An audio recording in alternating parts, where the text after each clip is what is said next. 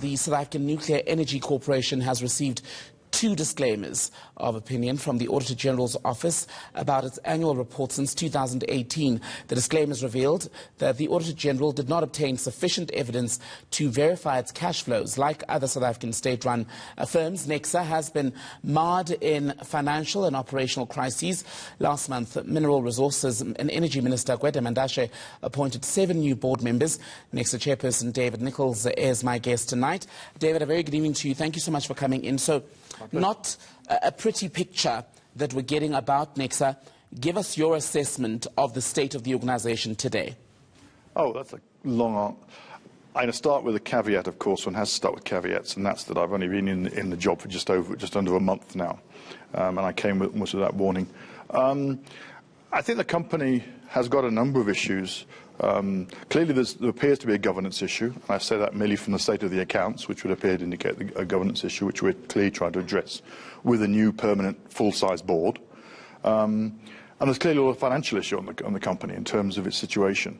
That financial issue, as far as I can see, was largely driven by a shutdown of the isotope production by the NNR about 18 months ago, which impacted the overall cash flow of the company to the tune of about R1 billion over the last 2 years. So yes, there are challenges. But I think that there is a reasonably solid future going forward, and I think we do see a way out of that. But still, it's very early days for the new board, and certainly for myself, I was a bit shocked to be appointed. And in its expression, the Energy Department had said that it's hoping for a more stable or stabilised Necsa in the current financial year. Given what you just outlined, is that doable? Well, I think that when I came in, the first question was, could we actually pay salaries for the next few months? And I think we paid salaries last month. We're reasonably confident we'll do it again this month, and I think there's every chance that we'll achieve it next month. So we'll keep the bills paid until the beginning of the next financial year, which clearly is important to the company, because that's the point at which the... This is April, am I right? Yes, March 31st is the end of the financial year. Because clearly the government funding comes as which is part of the income of Necsa, comes as a grant during the coming year. We've used up this year's grant. So yeah, it's challenged. The biggest thing is getting stability and vision. Stability in the organisation, so they believe they know that people are in place for a long time. And secondly, a vision of saying where we're taking the company, and confidence that the company's view and the government's view is aligned. Just on paying the bills then, I remember in December there was quite a lot of alarm around what was at the time said to be a looming inability to pay salaries. You say you've now been able to pay wages and keep the lights on. How are you keeping afloat? Oh, we're in discussion. At the moment, we're working very hard to find where there are funds in the company which can be used. And for longer term, we're talking both to DMRE and to banks about the way forward of funding the turnaround strategy of the company. One of the other things, I mean, it was one of the unions, I think, late last year, they were talking about a sum of 325 million rand. This was a cash flow projection of a negative 325 million rand for 2019-2020. How accurate is that number? I really can't comment at this stage. We're currently working on the principle that we are able to pay we have enough cash and cash available to us to pay our bills and our wages for this year. There was that falling out, of course, between the Minister David Nicholls, and the board members who were sacked, resigned, whatever you call it, in January. How extensive is the Minister's involvement and powers over Necsa currently?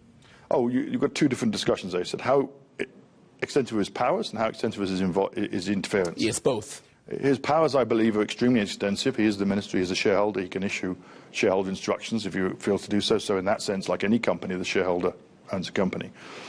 In terms of interference, I've had essentially no interference. I've had an instruction to fix the company and get the company back on a level playing field, on a level even keel, but I certainly haven't received a series of instructions from any part of government at this stage. And how do you intend to go about preventing any sort of interference going forward, at least during your term?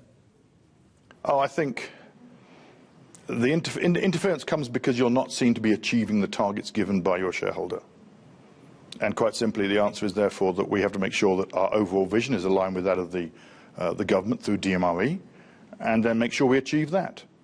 We're hearing testimony now currently at the state capture inquiry from people at the other SOEs, the likes of Eskom, the likes of South African Airways, about how people at a personal level were impacted by all of the wrongdoing that was going on.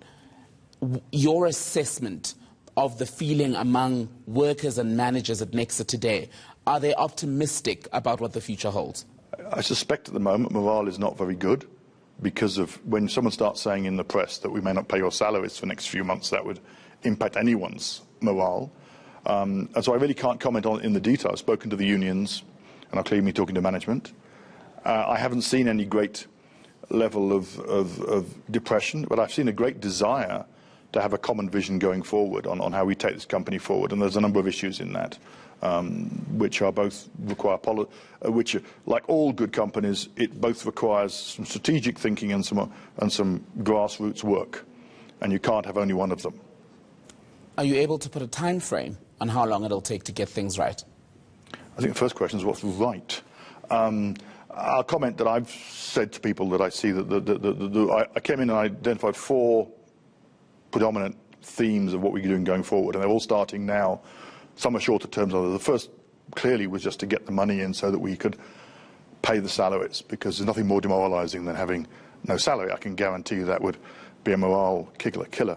The second one is that there are 2 main subsidiaries of Necsa, and that's called NTP, which makes the isotope for export, and Pelchem, which does fluorochemicals.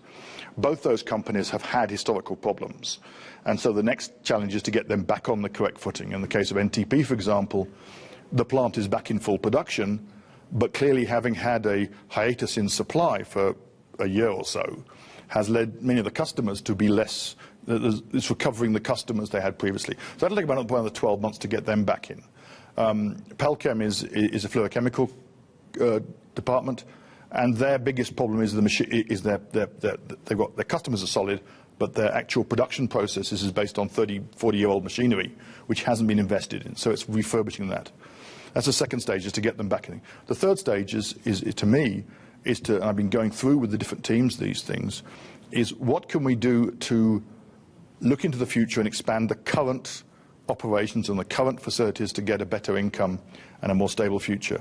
And then lastly is a little bit more of the blue sky stuff of where do we see Necsa in 10 years' time, and what do we do for that? Things like replacing the Safari reactor, things like expanding the fluorochemical industry quite markedly, and so on. David Nicholls, thank you so much for your time tonight.